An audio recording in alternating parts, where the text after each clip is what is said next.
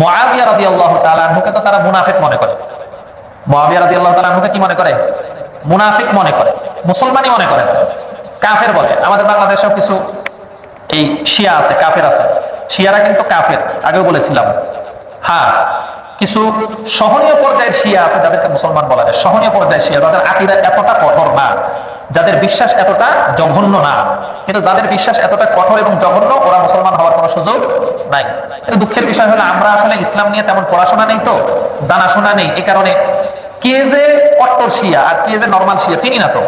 কারণ শিয়াদেরকে আমরা শহীদ বানিয়ে দিই, শিয়াদেরকে আল্লামা বানিয়ে দিই, শিয়াদেরকে ইসলামী বিশ্বের জন্য বড় ইমাম বানিয়ে দেয় আমরা। জানা নাই তো, জানা যে নাই, আমি তো জানি না সেটাও জানি না, আমি যে জানি না সেটাও জানি না। এটাকে বলা হয় জাহলে মুরাক্কাব। এটাকে কি বলা হয়? জাহলে মুরাক্কাব, অজ্ঞতা, ডাবল অজ্ঞতা। আর কাসকে বেদারাত কে বেদারাত কে বেদারাত দর জাহলে মুরাক্কাব আবাদুদ দাহরে বামানা। কই যে কি জানে না ও নিজেই জানে না, আমি যে কি জানি না আমি নিজেও জানি না। না জানলে কি হবে? আমার পণ্ডিতির কোনো শেষ নেই। না জানলেও আমার পণ্ডিতির কি নেই? কোনো শেষ নেই। একটা বিষয় সম্পর্কে আমি জানি না, ওই বিষয় মন্তব্য করলে আমার ঈমান চলে যাওয়ার সম্ভাবনা আছে। আমি যে জানি না সেটাও জানি না। একটু যে জবানকে সংযত রাখবো, একটু যে নিজেকে নিয়ন্ত্রণ রাখবো, সেটাও আমরা করতে পারি না। যাই হোক, লম্বা আলোচনা, সংক্ষেপে যে বিষয়টি বোঝানোর চেষ্টা করছি, এই যে শিয়া সম্প্রদায়, তারা এই মাস আসলে সবচাইতে বেশি পরিমাণে সাহাবায়ে কেরামকে গালিগালাজ করে। সবচেয়ে বেশি পরিমাণে কাকে গালিগালাজ করে? সাহাবায়ে কেরামকে গালিগালাজ করে। এই যে সবচেয়ে বেশি পরিমাণে সাহাবায়ে কেরামকে গালিগালাজ করে, তো যে সমস্ত সাধারণ মুসলমান অথবা অতি পণ্ডিত মুসলমান এদেরকে চিনে না, এদের কালচারে আকৃষ্ট হয়ে, এদের কর্মকাণ্ডে আকৃষ্ট হয়ে, এদের কাজকর্মে সন্তুষ্ট হয়ে তারাও এদের সঙ্গে তাল মিলায়। তারাও এদের সঙ্গে কি মিলায়? তাল মিলায়। এটা যুগ যুগ ধরে চলে আসছে। শুধু যে আজকের কিছু অতি পণ্ডিত মুসলমান কাজ করছে তা না, অতীতেও অনেক বড় বড় পণ্ডিতরা এই সমস্ত কাজ করেছে। অনেক বড় বড় পণ্ডিত আছে, শিয়াদের কাছে শিখেছে, শিয়াদের লেখা পড়েছে, শিয়াদের লেখায় অনুপ্রাণিত হয়ে শিয়াদের ইতিহাস নকল করেছে। শিয়াদের ইতিহাস কি করেছে? নকল করেছে। এখন শিয়ারা তো মুআবিয়া রাদিয়াল্লাহু তাআলা আনহুকে মুনাফিক মনে করে। তা আপনি তাদেরকে এত ভালোবাসেন, মহাব্বত করেন, তাদেরকে সঠিক মনে করেন, হক মনে করেন, আপনার জন্য কি মুআবিয়া রাদিয়াল্লাহু তাআলা আনহুকে হক বা সঠিক মনে করার কোনো সুযোগ আছে? নাই তো। আপনি যেহেতু শিয়াদেরকে অনুসরণ করেন, তো শিয়ারা মুআবিয়া রাদিয়াল্লাহু তাআলা আনহুকে মুনাফিক মনে করলে আপনিও তো মুনাফিকই মনে করবেন। এগুলো হচ্ছে ঈমান ধ্বংস করার একটি গভীর ষড়যন্ত্র। বুঝবেন না এগুলো আপনারা? দেখেন, আমি আপনাকে একটা জিনিস বুঝাই, খুব ভালো করে বুঝবেন। আমাদের দেশে যে সমস্ত রাস্তাঘাটের কাজকর্মগুলো চলে, কাজ কামগুলো হয়, একটা ব্রিজ হয়, মানে বিভিন্ন জায়গায় ব্রিজ হচ্ছে না? বিভিন্ন জায়গায় কি হচ্ছে? ব্রিজ হচ্ছে। যখন একটা ব্রিজ বা কালভার্ট বানানো হয়, তখন সড়কের এক মাথা থেকে আরেক মাথা পর্যন্ত এই ব্রিজ বা কালভার্টের মাধ্যমে সংযোগ স্থাপন করা হয় না? একটা সড়ক এক জায়গা থেকে এসে শেষ হয়েছে, এখান থেকে মাঝখানে একটু খাদা আছে, খালি আছে, এরপরে আপনার কি বলে খাল আছে। তো পরবর্তী সড়কের সাথে যদি আপনি সংযোগ স্থাপন করতে চান, তখন মাঝখানে কি দিতে হয়? সেতু দিতে হয়, ব্রিজ দিতে হয়, কালভার্ট দিতে হয়। এখন আপনি যদি বলেন যে আমি এই ব্রিজ রাখবো না, ভেঙে ফেলবো, এই ব্রিজ কি করব? ভেঙে ফেলবো, তাহলে আপনি এই রাস্তা অতিক্রম করতে পারবেন? কথা বলেন, অতিক্রম করতে পারবেন? পারবেন না তো। সাহাবায়ে কেরাম রিদওয়ানুল্লাহি আলাইহিম আজমাইন ইসলামের জন্য সেতু বা ব্রিজের মতো। কিসের মতো? সেতু বা ব্রিজের মতো। কোরআন তো আর আমাদের উপরে নাজিল হয় নাই। কোরআন কি আমাদের উপরে নাজিল হয়েছে? কোরআন যখন নাজিল হয়েছে তখন আমরা ছিলাম না? আমরা তখন ছিলাম না। আমাদের উপরে কোরআন নাজিল হয় নাই, যখন কোরআন নাজিল হয়েছে আমরা ছিলাম না। কোরআনে যে সম্বোধনগুলো করা হয়েছে, যদিও কিয়ামত পর্যন্ত সমস্ত উম্মতের জন্য প্রযোজ্য, কিন্তু তখন যাদেরকে ইন্ডিকেট করে সম্বোধন করা হয়েছিল আমরা তারাও না। রাসূল সাল্লাল্লাহু আলাইহি ওয়াসাল্লামের উপর কোরআন কিভাবে নাজিল হয়েছে, কোন আয়াত নাজিল হয়েছে, কখন কোন আয়াত অবতীর্ণ হয়েছে, প্রেক্ষাপট কি ছিল, রাসূল সাল্লাল্লাহু আলাইহি ওয়াসাল্লাম যে কথা বলেছেন, এই কথাটা কখন বলেছেন, নবুয়তের শুরুর সময়ে বলেছেন না মাঝের সময়ে বলেছেন না শেষের সময়ে বলেছেন, আল্লাহর হাবিব যে কথাটা বলেছিলেন সেই কথাটা কি এখনো বলবৎ আছে না সেটা রহিত হয়ে গেছে, কোরআনের আয়াত যেটা নাজিল হয়েছিল সেটা এখনো বলবৎ আছে না রহিত হয়ে গেছে, এই সমস্ত বিষয় আমরা কাদের মাধ্যমে জেনেছি? বুঝে থাকলে বলেন, আগের আলোচনা কাদের মাধ্যমে জেনেছি? আপনি একটা হাদিস রাসূল সাল্লাল্লাহু আলাইহি ওয়াসাল্লাম থেকে একটা হাদিস প্রমাণ করতে পারবেন সাহাবায়ে কেরামকে বাদ দিয়ে?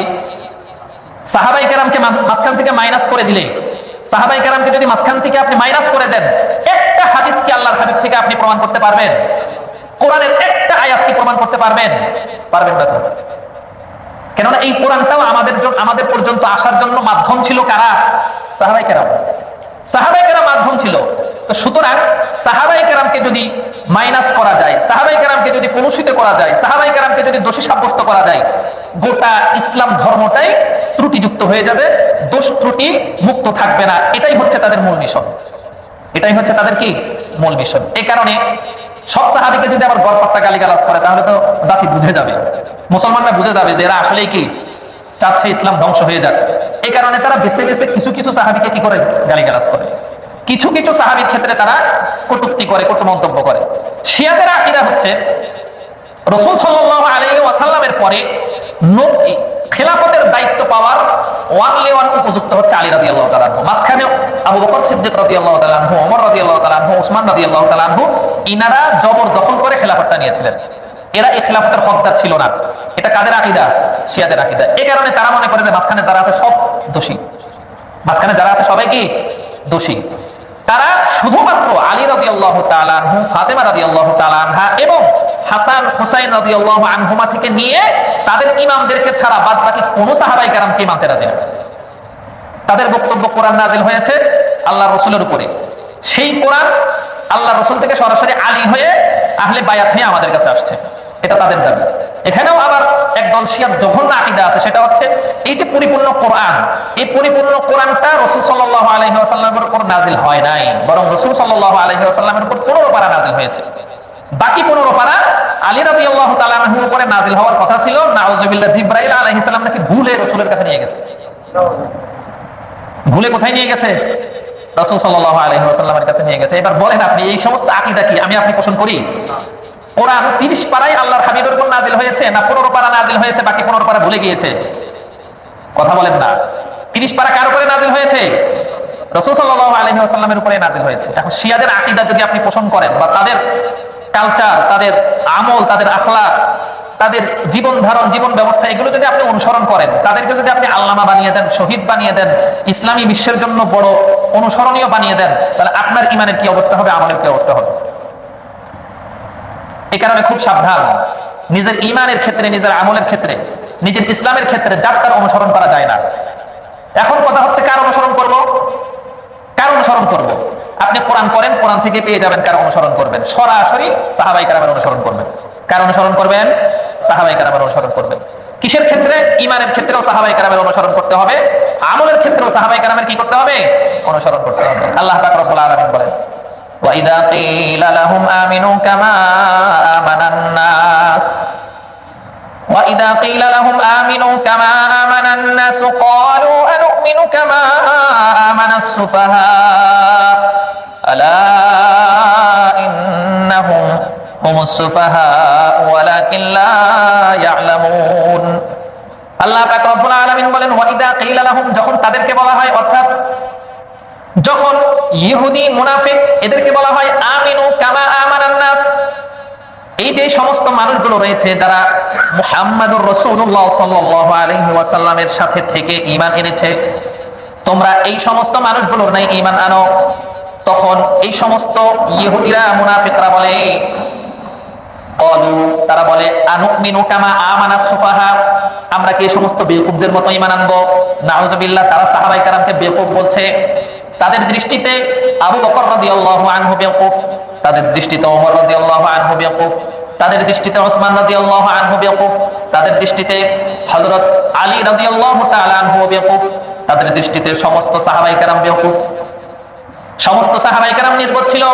এইজন্য তারা বলছে আনুমিনু কামা আমানাস সুফাহা, আমরা কি সমস্ত নির্বোধদের মতো ঈমান আনবো? আল্লাহ পাক জবাব দিয়ে দিচ্ছেন, না না, আলা ইন্নাহুম হুমুস সুফাহা ওয়ালাকিন লা ইয়ালামুন। না না, সাহাবায়ে কেরাম বেওকুফ নয়, বরং তারাই বেওকুফ, তারাই নির্বোধ, অথচ তারা নিজেরাও জানে না। ওই যে কিছুক্ষণ আগে বললাম, আমি যে কি জানি না তা নিজেও জানি না, ওরা নিজেরা বেওকুফ। আল্লাহ বলেন নিজেরা যে বেওকুফ, নিজেরা যে নির্বোধ, সেটা তারা নিজেরাই জানে না। আল্লাহ পাক রব্বুল আলামিন সেই যুগ থেকে নিয়ে কিয়ামত পর্যন্ত সমস্ত কাফের, মুশরিক, ইহুদি, খ্রিস্টান, মুনাফিক এদেরকে নির্বোধ বলেছেন, বেওকুফ বলেছেন। কিন্তু দুঃখের বিষয়, আমাদের মধ্যে কিছু মুসলমান, আবার কিছু দেখবেন মৌলবীও আছে, এরা বর্তমান বিশ্বের কাফের, মুশরিকদেরকে সবচেয়ে বেশি জ্ঞানী মনে করে। কারণ টেকনোলজি, বিজ্ঞানী এই সমস্ত ক্ষেত্রে কাফেররা অগ্রগামী, এই কারণে তারা খুব চালাক, তারা দিন দুনিয়া বুঝে, তারা দুনিয়ার সবকিছু বুঝে, দুনিয়া তারা পরিচালনা করে। মুসলমানরা নির্বোধ, মুসলমানরা বেকুফ, এই কারণে মুসলমানরা এটা বুঝে না। এই কারণে একজন কবি খুব চমৎকার করে বলেছিলেন, ফাসাউফা তারা ইদা ইনকাশাফাল গুবারু, ফাসাউফা তারা ইদা ইনকাশাফাল গুবারু আফারসুন তাহতা রিজলিকা আম হিমারু। যখন কুয়াশা সরে যাবে তখন তুমি নিজেই দেখতে পাবে যে তুমি গাধার উপরে বসা আছো না ঘোড়ার উপরে বসা আছো। দুই ভাই যাচ্ছিল, ঘন কুয়াশা, কুয়াশার কারণে কেউ কাউকে দেখতে পাচ্ছে না। এমন কুয়াশা শীতকালে হয় না? কথা বলেন না কেন, হয় না? এই যে গাড়িগুলো অ্যাক্সিডেন্ট করে, লঞ্চ গুলো অ্যাক্সিডেন্ট করে, কেন অ্যাক্সিডেন্ট করে? এক হাত সামনেও কিছু দেখা যায় না। এই যে এক হাত সামনেও, এক বিগত সামনেও দেখা যায় না, আমরা নিজেরাও এগুলোর সম্মুখীন হয়েছি। কোন সফরে গেলে শীতকালে আসার সময়, সকালে যদি বিশেষ করে হয়, রাতের মাঝখানে যদি হয়, এক হাত কেন, এক বিগত সামনে, 4 আঙ্গুল সামনেও কিছু দেখা যায় না, কিচ্ছু দেখা যায় না। ইমার্জেন্সি ইন্ডিকেটর দিয়ে তারপরে গাড়ি চালাতে হয়, তাও পিপিলিকার মতো চালাতে হয়। এর ভিতরে দুর্ঘটনাগুলো ঘটে। তো দুই ভাই, দুইজন চলছে, দুইজনের কাছে বাহন ছিল দুইটা, একটা ছিল ঘোড়া, একটা ছিল গাধা। বর্তমান জমানায় যেমন একজন মোটরসাইকেল দিয়ে চলছে, আরেকজন একটা ভাঙি সাইকেল দিয়ে চলছে, এই দুইজনের অবস্থা যেমন, তখনকার সময়ে এই ঘোড়া আর গাধার অবস্থা ঠিক তেমন ছিল। একজন মার্সিডিজ গাড়ি দিয়ে চলছে, আরেকজন একটা বটবডি কি দিয়ে চলছে, টেম্পো দিয়ে চলছে। এই দুইজনের অবস্থা ঠিক যেমন, তখনকার সময়ে একটা ঘোড়ার উপরে আরোহণকারী আর গাধার উপরে আরোহণকারীর অবস্থা ছিল এমন। এখন ঘোড়ার উপরে যে আরোহণ করেছে সে নিশ্চয়ই উৎকৃষ্ট একটা বাহনে আরোহণ করেছে, এ কারণে দুইজন ঝগড়া লেগে গেল, কে ঘোড়ার উপরে আছে, কে গাধার উপরে আছে। একজন আরেকজনকে বলে যে আমি ঘোড়ার উপরে, তুমি গাধার উপরে। আরেকজন আরেকজনকে বলে যে না, আমি ঘোড়ার উপরে, তুমি গাধার উপরে। পাশ দিয়ে একজন ব্যক্তি যাচ্ছিল, সে শুনলো যে দুই ভাই তর্ক বিতর্ক করছে, তো সে ডাক দিয়ে বললো, তর্ক বিতর্ক করার কিছু নেই, একটু পরেই যখন সূর্য উঠবে, সূর্য উপরের দিকে উঠবে, কুয়াশাও কমে যাবে।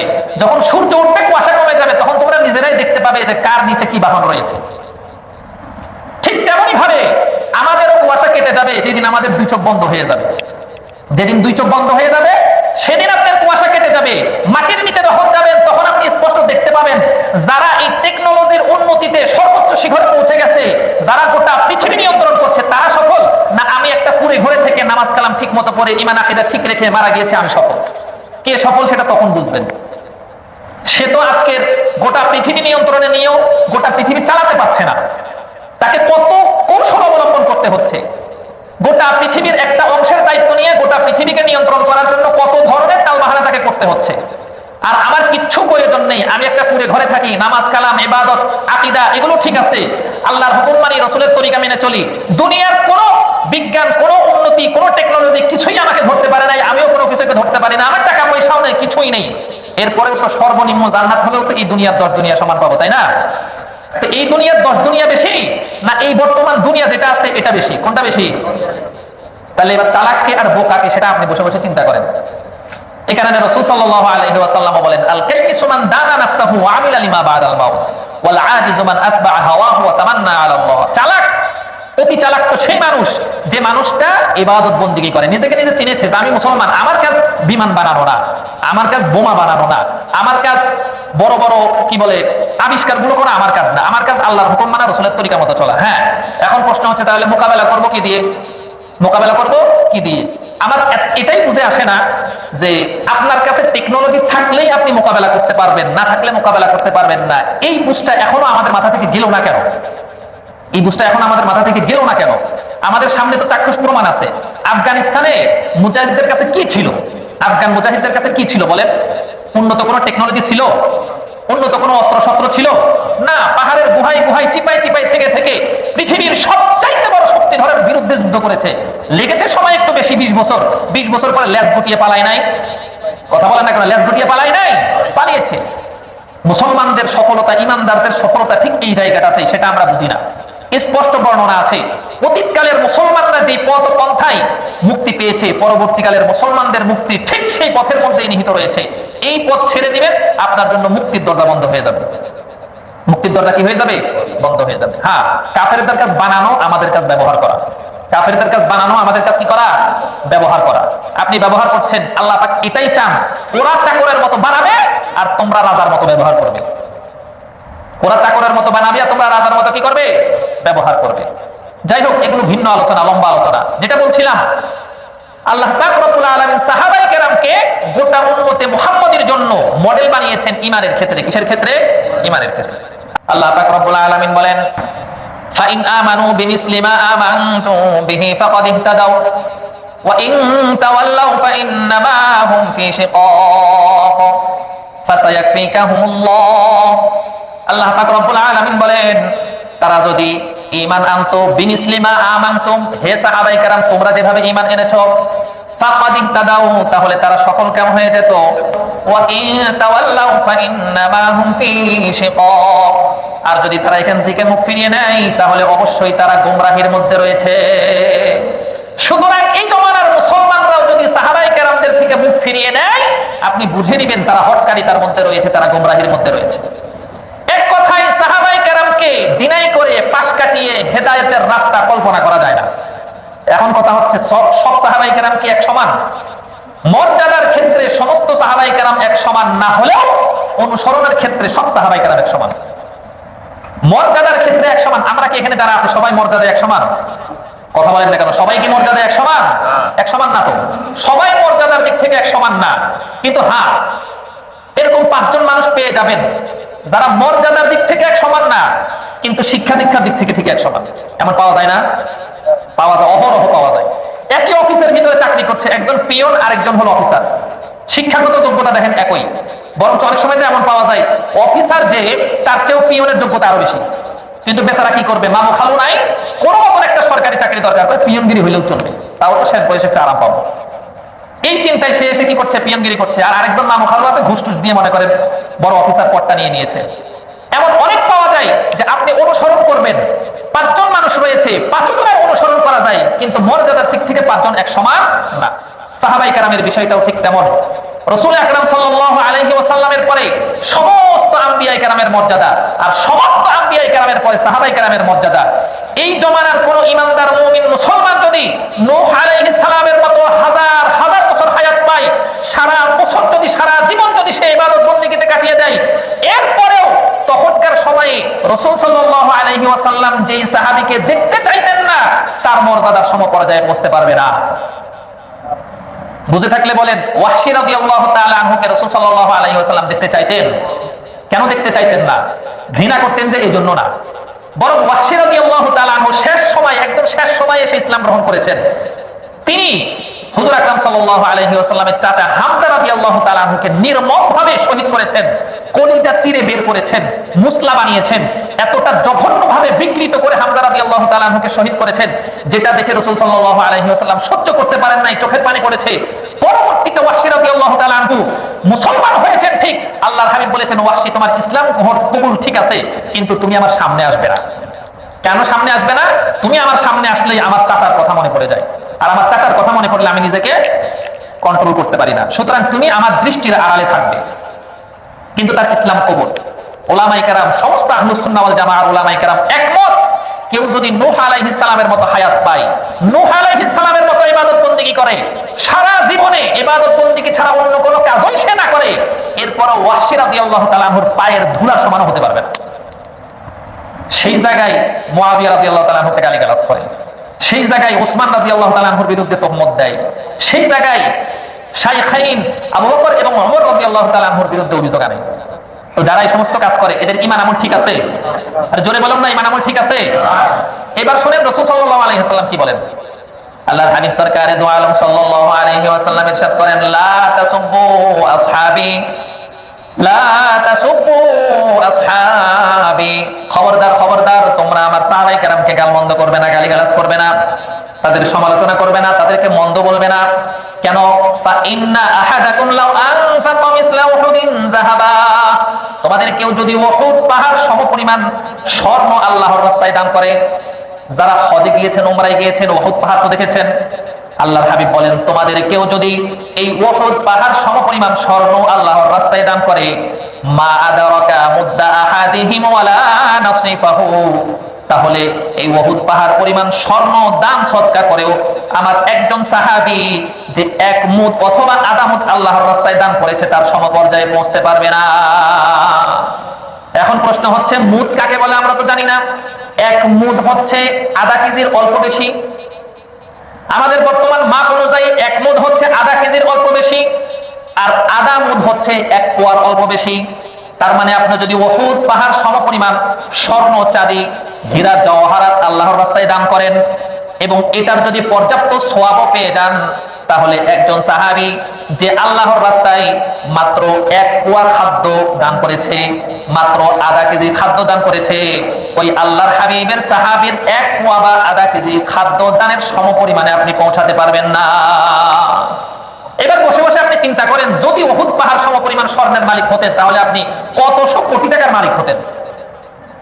এবং এই সম্পূর্ণ সম্পদ আল্লাহর রাস্তায় দান করার পরেও একজন সাহাবীর এক পোয়া বা আধা কেজি বস্তু আল্লাহর রাস্তায় দান করার সমপরিমাণ আপনি পৌঁছাতে পারবেন না। আর এই হাদিসটা যেখান সেখান থেকে বলছি না, সহিহ মুসলিম থেকে বলছি। কেউ আবার হুট করে বলতে পারেন যে হাদিস কি সহিহ নাকি? সহিহ না সহিহর বাপ, মুসলিমের বর্ণনা এটা। এরপরে বলেন আমাকে, আপনি বলেন এই হাদিসের ভিতরে কোন একজন সাহাবীকে মাইনাস করা হয়েছে? ছোট থেকে ছোট একদম নিম্ন পর্যায়ের নিম্ন শ্রেণীর কোন সাহাবী যে তার হায়াতের জীবনে শুধু একবার আল্লাহ রাসূলকে দেখেছে আর কখনো দেখার সুযোগ পায় নাই, এমন কোন সাহাবীও কি এখান থেকে মাইনাস করা হয়েছে? হয় নাই তো। তার মানে সমস্ত সাহাবী। আর এটা কোরআন স্পষ্ট বলেও দিয়েছেন আল্লাহ পাক, ওয়া কুল্লাহু ওয়া'দাল্লাহুল হুসনা। কল্যাণ শব্দের অর্থ সব। কল্যাণ শব্দের অর্থ কি? সব। আমরা বলি না সবাই, এই মসজিদে যারা আছে সবাই। এটাকে যদি আরবিতে এইভাবে না বলে একটা বাক্য মানে একটা শব্দ দিয়ে বোঝাতে চাই, তাহলে বলবো কুল্লুকুম। তার মানে এখানে যারা আছেন আপনাদের সবাই। আল্লাহ বলেন ওয়া কুল্লাহু ওয়া'দাল্লাহুল হুসনা ওয়াল হুসনা আই আল জান্নাহ। সমস্ত মুফাসসিরিন কেরাম একমত, আল্লাহ পাক সাহাবায়ে কেরামের জন্য, সমস্ত সাহাবায়ে কেরামের জন্য যে হুসনার ওয়াদা এখানে করেছেন, হুসনা মানেই হচ্ছে জান্নাত। হুসনা মানে কি? জান্নাত। তার মানে সমস্ত সাহাবায়ে কেরাম জান্নাতি হবেন, এতে কোনো সন্দেহ নেই। এতে কোনো কি নেই? সন্দেহ নেই। এই জন্যই তো কোরআনুল কারীমের ভিতরে সাহাবায়ে কেরামের প্রশংসায় ভরি ভরি আয়াত রয়েছে। এবং আল্লাহ পাক এটা বলেও দিয়েছেন, সাহাবায়ে কেরামের প্রশংসা করার পরে আল্লাহ পাক বলে দিয়েছেন যে সাহাবায়ে কেরামের সমালোচনা, সাহাবায়ে কেরামের প্রতি বিদ্বেষ পোষণ, সাহাবায়ে কেরামের প্রতি মনোক্ষুণ্ণ শুধুমাত্র কারা থাকতে পারে? লিয়াগীযা বিহিমুল কুফার। একমাত্র কাফেররাই সাহাবায়ে কেরামের প্রতি অসন্তুষ্ট থাকতে পারে, এছাড়া অন্য কেউ সাহাবায়ে কেরামের প্রতি অসন্তুষ্ট থাকতে পারে না। এই কারণে ছোট থেকে ছোট, সাধারণ থেকে সাধারণ কোন সাহাবীর সমালোচনা করাও জায়েজ নেই, শোনাও জায়েজ নেই। করাও জায়েজ নেই, শোনাও কি নেই? জায়েজ নেই। আপনি বলবেন তো সাহাবী কি গুনাহ করে নাই? করেছে তো। সাহাবী গুনাহ করেছে। গুনাহ করার পরে যে তওবা করেছে, সেই তওবা তখনকার সময় আল্লাহর হাবিবের বক্তব্য, তার এই তওবাকে যদি 70 ভাগ করা হয়, 70 ভাগের এক ভাগ যদি গোটা মদিনাতে বন্টন করে দেওয়া হয়, গোটা মদিনার সমস্ত পাপিষ্ট জাহান্নামীগুলো জান্নাতি হয়ে যাবে। সুবহানাল্লাহ বাড়িতে গিয়ে বলবেন। সাহাবী গুনাহ করেছে, আপনি সেটা দেখলেন, কিন্তু এই সাহাবী যে তাওবা করেছে, সেই তাওবাকে 70 ভাগ করে তখনকার মদিনার মানুষ আর এখনকার গোটা পৃথিবী বলা যায়। কারণ সেটা তো ছিল খয়রুল কুরুন, সেটা তো স্বর্ণযুগ ছিল। এখনকার গোটা বাংলাদেশের, গোটা পৃথিবীর মুসলমানদের মাঝে যদি তাদের তাওবার 70 ভাগের এক ভাগকে বন্টন করে দেওয়া হয়, সবার জন্য জাহান্নাম মওকুফ হয়ে জান্নাত ওয়াজিব হয়ে যাবে। আপনি কি এই তাওবা কল্পনা করতে পারেন? কথা বলেন না। এই তাওবা কল্পনা করতে পারেন? পারবেন না। তার কারণ আপনি আপনার চামড়ার চোখে রাসূলকে দেখেন নাই, আপনি আপনার চামড়ার চোখে কোরআন নাজিল হওয়া দেখেন নাই, আপনি আপনার চামড়ার চোখে আল্লাহর হাবিবের মুআজিজা দেখেন নাই। সুতরাং আপনার দ্বারা এমন তাওবা করা সম্ভব না। আপনার দ্বারা এমন তাওবা করা কি না? সম্ভব না। এই কারণে খুব সাবধান। হুজুর আকরাম সাল্লাল্লাহু আলাইহি ওয়াসাল্লাম অন্য বর্ণনায় বলেন, যারা আমার সাহাবায়ে কেরামকে গালিগালাজ করে, লানাতুল্লাহি আলাইহি, তাদের উপরে আল্লাহ পাকের অভিশাপ। তাদের উপরে কার অভিশাপ? আল্লাহ পাকের অভিশাপ। এটা লানত দিয়ে দিয়েছেন আল্লাহর হাবিব। এই কারণে কেউ সাহাবায়ে কেরামের সমালোচনা করব না। অনলাইনের যুগ, কত ধরনের বক্তব্য আমাদের সামনে। সাহাবায়ে কেরামের সমালোচনা, মজলিস বসিয়ে সাহাবায়ে কেরামের সমালোচনা করা এবং বলা হয় ইনি যদি সঠিক হয় ইনি ব্যাঠিক হবে, ইনি যদি ব্যাঠিক হয় ইনি সঠিক হবে। দুইজন কিভাবে সঠিক হয়? আহলুস সুন্নাহ ওয়াল জামাআহ বলেন যে সাহাবায়ে কেরামের ভিতরে, আপসের ভিতরে যত মতানৈক্য ছিল সবাই হকের উপরে ছিলেন। আমি গত জুমায় একটা উদাহরণ দিয়েছিলাম। ওসমান রাদিয়াল্লাহু তাআলা আনহু হত্যাকাণ্ডকে কেন্দ্র করে আলী রাদিয়াল্লাহু তাআলা আনহু আর মুআবিয়া রাদিয়াল্লাহু তাআলা আনহু দুইজনের দুই ধরনের অবস্থান গ্রহণ করেছেন। আপনি কাউকে ব্যাঠিক বলতে পারবেন? ব্যাঠিক বলতে পারবেন না। এভাবে প্রত্যেক সাহাবী যিনি এই মত গ্রহণ করেছেন তিনিও হকের উপরে আছেন, যিনি ভিন্ন মত গ্রহণ করেছেন তিনিও হকের উপরে আছেন। হ্যাঁ, যিনি ভিন্ন মত গ্রহণ করেছেন সঠিক তিনি মনে করছেন যে উনি ভুলের উপরে আছে। ভুলের উপরে আছে মানে গোমরাহির উপরে না। ভুল এক জিনিস, গোমরাহ আরেক জিনিস। ভুল মানুষকে জাহান্নামে নেয় না, গোমরাহি মানুষকে জাহান্নামে নিয়ে যায়। আপনি ভুলে নামাজ ছুটে গেছে, আপনার গুনাহ হবে? কথা বললেন না কেন? ভুলে নামাজ ছুটে গেলে গুনাহ হয়। কিন্তু আপনি যদি মনে করেন যে না, এটা নামাজের রক্তই না, এই কারণে পড়েন নাই, তাহলে জাহান্নামী হবেন না। এই ভুল এটা আল্লাহ মাফ করে দেন, কিন্তু জেনে শুনে জেনে বুঝে যে গোমরাহির উপরে থাকবে তাকে আল্লাহ কি করবেন না, মাফ করবেন না। প্রত্যেক সাহাবাই কেরাম কেউ যদি সঠিকটা বুঝেন, কেউ যদি ব্যাঠিকটাও বুঝেন, তিনি যে ব্যাঠিকটা বুঝেছেন এটা ওনার ভুল ছিল, এটাকে বলা হয় ইজতিহাদি ভুল, মন গড়া ভুল না। মানে উনার মন চেয়েছে বাস উনি এটা করেছেন, এমনটা কোনো সাহাবীর ক্ষেত্রে কল্পনা করা যায় না। বরং উনি যেটা করছেন উনি বুঝতেছেন যে এটাই সঠিক, উনি বুঝতেছেন কি এটাই সঠিক, এ কারণে উনি ওনার মতের উপরে অনড় ছিলেন। এবং রাসূল সাল্লাল্লাহু আলাইহি ওয়াসাল্লামের হাদিস অনুযায়ী যিনি সঠিকটার উপরে আছেন তিনি পাবেন ডাবল সওয়াব, যিনি ভুলের উপরে আছেন তিনি গুনাহ, তার আমলনামায় গুনাহ হবে না, তিনি সিঙ্গেল সওয়াব পাবেন। কি সওয়াব পাবেন? যদি ইজতিহাদ করে থাকেন যিনি ভুলের উপরে আছেন তিনি সওয়াব পাবেন, সিঙ্গেল সওয়াব, যিনি সঠিকের উপরে আছেন তিনি ডাবল সওয়াব পাবেন। কোন দিক থেকে সাহাবায়ে কেরামের সমালোচনা আপনার জন্য বৈধ মনে হলো? কোন দিক থেকে একজনকে সঠিক আরেকজনকে ব্যাঠিক বানানোর জন্য আপনার এত প্রয়োজন পড়ে গেল? জেনে রাখেন এগুলোর পিছনে পড়বেন আপনার ঈমান আমল বরবাদ হয়ে যাবে, এগুলোর পিছনে পড়ার কোনো দরকার নেই। আহলুস সুন্নাহ ওয়াল জামাআহ উলামায়ে কেরাম যেটা বলেন, কোন সাহাবায়ে কেরামের সমালোচনা করা কোন ঈমানদারের জন্য, মুসলমানের জন্য বৈধ নয়, শোনাও বৈধ নয়। আল্লাহ পাক রব্বুল আলামিন আমাদের সকলকেই সাহাবায়ে কেরামের সমালোচনা থেকে বিরত থাকার এবং সাহাবায়ে কেরামের অনুসরণ করার তৌফিক দান করেন। আমিন। ওয়া আখিরু দাওয়ানা আলহামদুলিল্লাহি রাব্বিল আলামিন।